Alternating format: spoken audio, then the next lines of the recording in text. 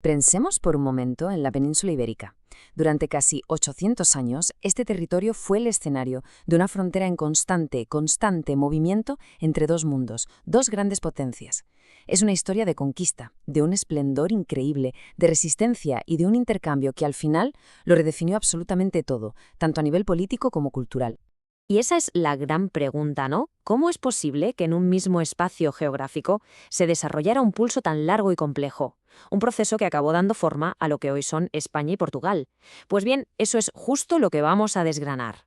Para entenderlo, vamos a seguir un camino bastante claro. Empezaremos con la conquista, que lo inició todo, veremos el auge y la increíble sofisticación de Al-Ándalus y a la vez cómo nacían los reinos cristianos en el norte.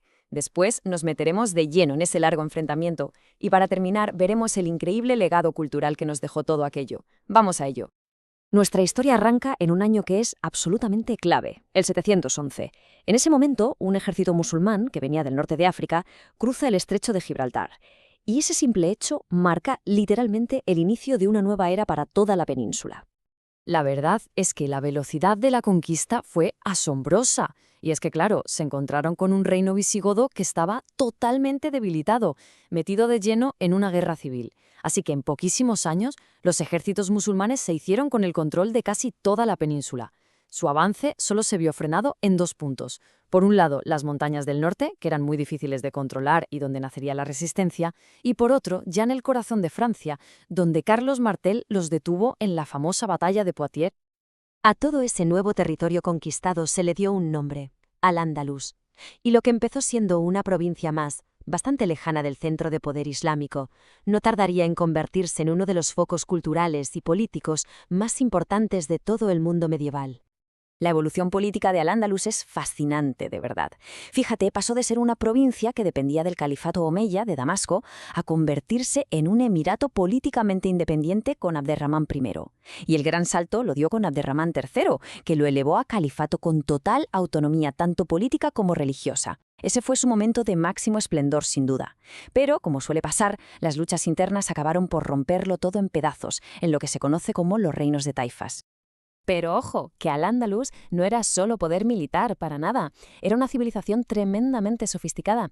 Su corazón palpitaba en ciudades como Córdoba, que llegó a ser una de las más grandes, ricas y cultas de la época.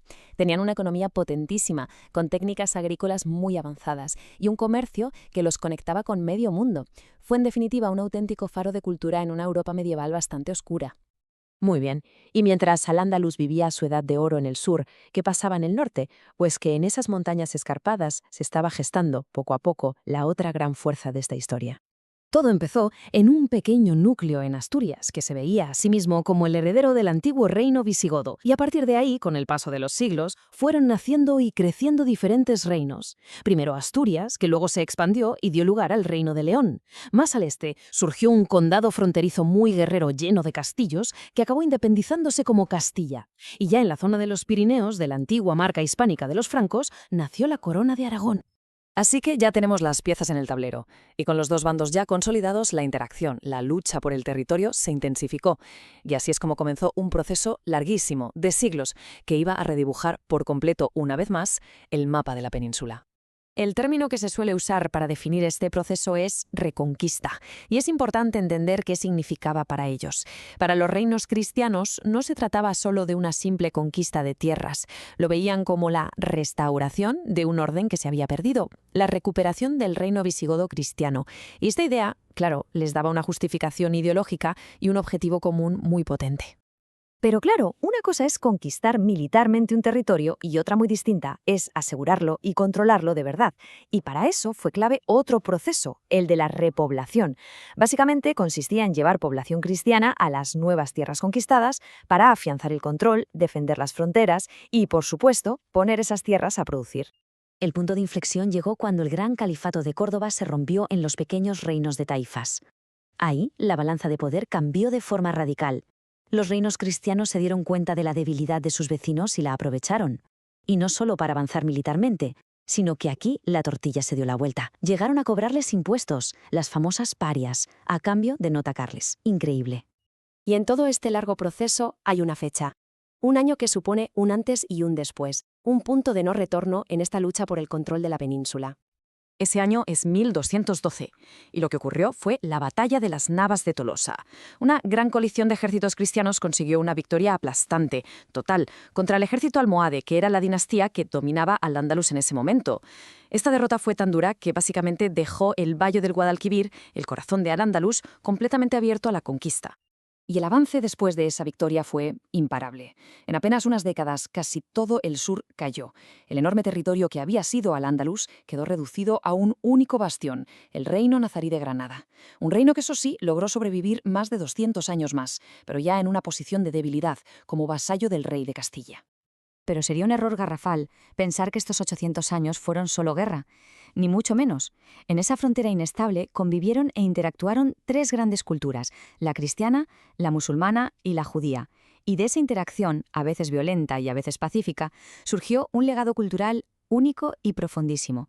A ver, las sociedades eran muy distintas. Por un lado, al-Ándalus tenía una estructura social muy compleja basada en el origen étnico y en la religión. Y por otro, los reinos cristianos se organizaban según el modelo feudal clásico, el de los tres estamentos: los que rezan, los que luchan y los que trabajan. Y en la economía, pues también cada uno iba por su lado. Castilla se hizo fuerte gracias a la ganadería de ovejas y la exportación de lana, controlada por la poderosa Mesta. La corona de Aragón, en cambio, miró al mar y se centró en el comercio por el Mediterráneo. Mientras tanto, al-Ándalus seguía destacando por su agricultura súper avanzada y sus productos artesanos de lujo. Pero si hay un legado que de verdad es profundo, es el del conocimiento. Y el mejor ejemplo, el más increíble, es la Escuela de Traductores de Toledo.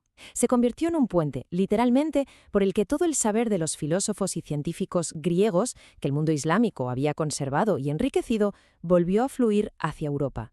Fue fundamental para el Renacimiento que vendría después. Y con todo esto llegamos al último acto de esta larguísima historia. Con la unión de las coronas de Castilla y Aragón, los reyes católicos reunieron la fuerza necesaria para dar el paso final, y en 1492 conquistaron Granada, el último reino musulmán de la península. Se cerraba así un capítulo de casi 8 siglos.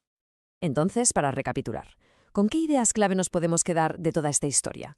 Pues primero, que el mapa de la península fue un auténtico puzzle en movimiento durante casi 800 años. Segundo, que al-Ándalus fue un centro de civilización brillante.